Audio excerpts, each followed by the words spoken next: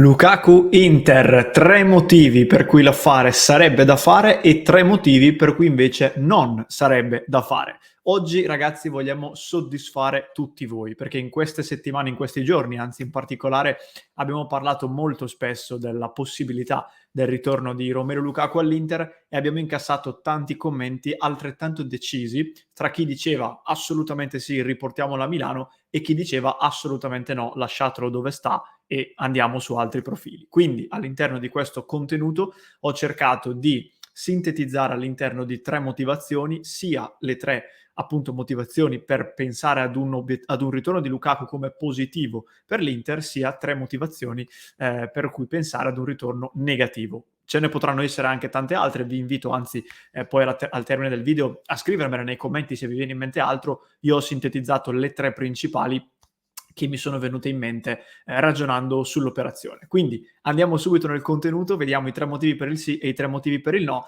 Prima però mi raccomando ragazzi, se vi piacciono questi contenuti lasciateci un mi piace e un'iscrizione al canale, così non vi perdete anche tutti i prossimi che saranno sempre più frequenti visto il caldissimo periodo di calciomercato. Allora, partiamo. Una brevissimissima sintesi sulla situazione, poi andiamo con i motivi.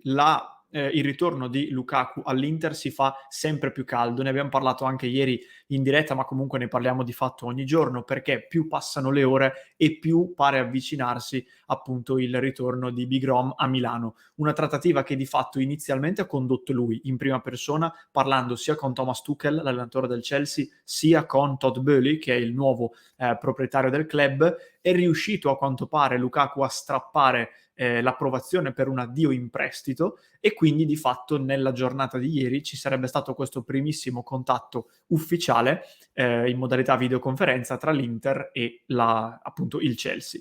È un'operazione che tutti, anche gli esperti di mercato, tutte le fonti concordano nel dare come addirittura molto probabile, e questo è veramente una notizia importante visto che solo 10 giorni fa sembrava davvero impossibile, e quindi attendiamo perché nel giro di massimo 2 settimane secondo me tutto andrà formalizzato nel caso in cui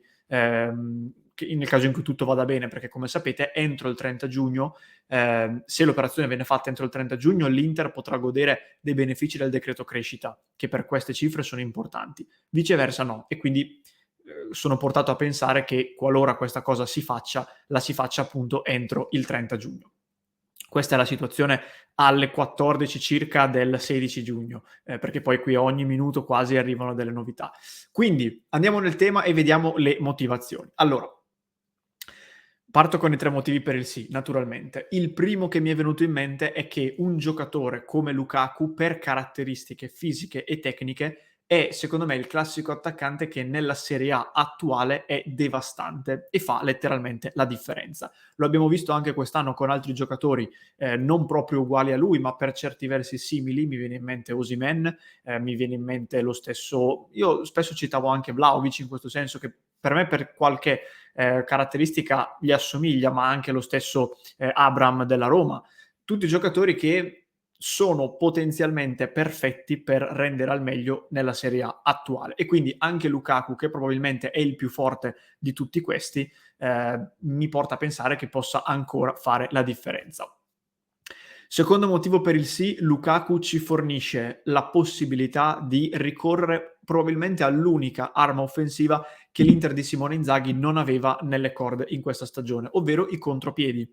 Quante volte abbiamo detto qualora ci fosse Lukaku o un Lukaku per caratteristiche, saremmo usciti probabilmente molto meglio da quel periodo negativo a livello di gioco che abbiamo vissuto all'inizio dell'anno solare 2022, diciamo tra gennaio e marzo per stare molto larghi.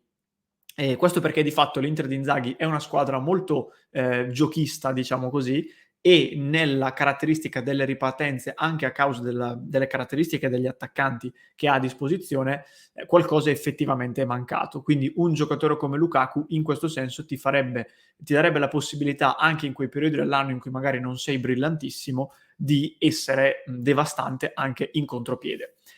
Il terzo motivo per il sì è un motivo più, diciamo, psicologico o emotivo, ovvero il fatto che Lukaku sia fortemente motivato a tornare all'Inter e la motivazione molto spesso e comunque la predisposizione mentale a stare in una certa squadra e a giocare in un certo modo nel calcio è molto molto importante, a maggior ragione se questo si unisce a delle doti tecniche veramente importanti e di livello come quelle di Romelu Lukaku. Quindi è motivato, vuole tornare, sta facendo letteralmente di tutto, compreso tagliarsi lo stipendio, compreso appunto, come dicevo prima, trattare lui stesso con il Chelsea, con il suo allenatore, eccetera, eccetera, e qualora questa cosa venisse portata a termine, tornerebbe di fatto in un ambiente e in un campionato dove ha già reso molto molto bene e che conosce a meraviglia, quindi non ci sarebbe nemmeno quel periodo di ambientamento che chiunque arrivi dall'estero fisiologicamente trascorre, quindi sarebbe un giocatore di fatto già pronto, già fatto e finito, che tu puoi prendere e mettere in campo. È proprio però il come mettere in campo Romelu Lukaku che rientra in uno dei motivi per il no, e quindi adesso vado a dirvi i 3 motivi principali per il no al ritorno di Lukaku. Il primo è riguarda appunto le sue caratteristiche di attaccante non perfettamente integrabile probabilmente con una squadra appunto giochista. Ho utilizzato questo termine non bellissimo, ma che ci permette di capirci. L'Inter di Inzaghi quest'anno è stata una squadra che apprezzava molto il bel gioco, apprezzava molto avere il baricentro alto, portare in area di rigore a tanti uomini, addirittura abbiamo visto spesso i braccetti di difesa arrivare in area e fare anche la differenza, soprattutto Bastoni, ma anche lo stesso Skriniar. Lukaku, al contrario, ha giocato in una squadra che non gioca in modo simile all'Inter di Inzaghi, il Chelsea di Tuchel, però come tendenza, come tipologia di calcio, è anche quella una squadra che per certi versi apprezza il fraseggio palla a terra, gli scambi veloci, e Lukaku ha fatto molta fatica ad integrarsi in questa squadra, perché comunque lo sappiamo, lo dicevo anche poco fa, il modo migliore per esaltare Lukaku è dargli campo davanti, dargli campo da prendersi con la sua corsa e con la sua fisicità. Quindi anche qui bisognerebbe capire come coinvolgerlo nella maniera ideale, detto che, apro e chiudo parentesi, l'anno scorso Simone Inzaghi è stato uno di coloro che ha più spinto per la permanenza di Lukaku e quest'anno di certo non si sta opponendo, ecco, al suo ritorno. Quindi evidentemente il mister ha perfettamente in mente il modo con cui integrarlo. Secondo motivo per il no, bisognerà capire, qualora arrivi Lukaku, chi a livello formale starà in panchina, almeno sulla carta, fra lui, Lautaro Martinez e Dybala.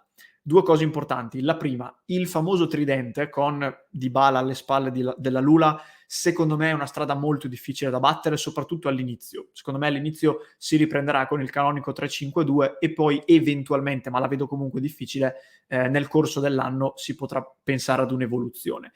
Seconda cosa, è vero che ci sono tantissime partite, anche io per primo ho detto questa cosa per giustificare il fatto che avere giocatori di questo tipo va molto molto bene. In ogni caso però almeno uno a livello formale, ripeto, dovrà stare in panchina, dovrà essere considerato la riserva, il giocatore mezzo gradino più in basso rispetto agli altri 2, e sono 3 giocatori forti, fortissimi e dalla grande personalità, quindi non sarà facile capire chi sarà il prescelto. Se devo sbilanciarmi vi dico, secondo me, Dybala, per il semplice fatto che la Lula l'abbiamo già vista ed è stata una delle coppie d'attacco più forti che secondo me si sono viste in Europa nel corso degli anni, ma lo dicono anche i numeri, quindi al di là della mia opinione è andata così, e quindi mi aspetto, nel caso in cui arrivino sia Dybala che Lukaku, che partano titolari Lautaro e Lukaku, però lo vedremo. Terzo motivo per il no, che non è tecnico ma è altrettanto importante, riguarda l'aspetto economico. L'abbiamo capito, a livello economico il ritorno di Lukaku è un'operazione pesantissima, ma veramente pesantissima, sia che venga a Milano solamente per 1 anno o al massimo per 2 e poi torni a Londra, sia che l'Inter, dopo il periodo di prestito, decida di provare a riscattarlo. È pesantissima perché di fatto, ragazzi, meno di 12 mesi fa il Chelsea per questo ragazzo ha speso 115 milioni di euro per il cartellino e gli ha garantito un ingaggio da 15 milioni di euro netti. Quindi in qualsiasi modo la si voglia mettere, qualcuno ci deve perdere. Da un lato sicuramente ci perderà anche il Chelsea, perché non può pensare di uscire diciamo indenne dal punto di vista economico da questa operazione, dall'altro anche l'Inter dovrà mettere in conto di dover investire una buona cifra a livello economico. Stiamo parlando di un giocatore che va per i 30 anni, che quindi difficilmente sarà rivendibile a cifre molto importanti a stretto giro di posta, È un'operazione pesante, quindi l'Inter sicuramente la sta valutando, probabilmente ha già valutato di potersela permettere in qualche modo, altrimenti non saremmo arrivati a questa situazione con la trattativa, però è un'operazione pesante, quindi occhio perché se poi dovesse fallire, diciamo che si invertono i ruoli fra Inter e Chelsea. Cioè, attualmente il Chelsea ha un giocatore che pesa tantissimo a livello economico e che ha formalmente fallito, dovesse capitare all'Inter, saremmo nella situazione simile a quella del Chelsea, con la differenza che la condizione economica dell'Inter è molto peggiore di quella di qualsiasi club inglese, a maggior ragione uno dei principali come quello appunto di Thomas Tuchel. Fatemi sapere nei commenti, ragazzi, questa era la mia breve sintesi sui motivi per il sì e per il no. Ripeto, sono consapevole che ci saranno probabilmente anche altre motivazioni, quindi fatemi sapere nei commenti cosa ne pensate e ditemi se siete pro Lukaku o contro Lukaku. Abbiamo già percepito che la tifoseria, o perlomeno tutti coloro che ci seguono, sono abbastanza spaccati, quindi sono curioso di leggere i vostri commenti. Vi ricordo ancora una volta like e iscrizione al canale se il contenuto vi è piaciuto ed infine vi ricordo anche che se volete sostenere il nostro progetto potete abbonarvi sul club di Passione Inter, www.passioneinter.club. Noi ve lo consigliamo sempre, vi consigliamo di entrare a far parte della nostra splendida community su cui il tema Lukaku è veramente dominante, ne parliamo praticamente ogni giorno nelle nostre chat, quindi mi raccomando passate su passioneinter.club. Infine vi ricordo, se ci state ascoltando tramite podcast, in descrizione vi lascio un contenuto che qualche tempo fa, giusto una decina di giorni fa al massimo, il nostro Lorenzo ha realizzato sulla stagione di Romelu Lukaku. Che tipo di stagione è stata quella al Chelsea di Lukaku? Approfondita nei dettagli, momenti positivi, momenti negativi, così ci prepariamo nel caso in cui Lukaku dovesse davvero tornare. Se invece mi stai seguendo su YouTube, guarda qui alla mia destra, ti comparirà il link, clicca e fammi sapere che ne pensi.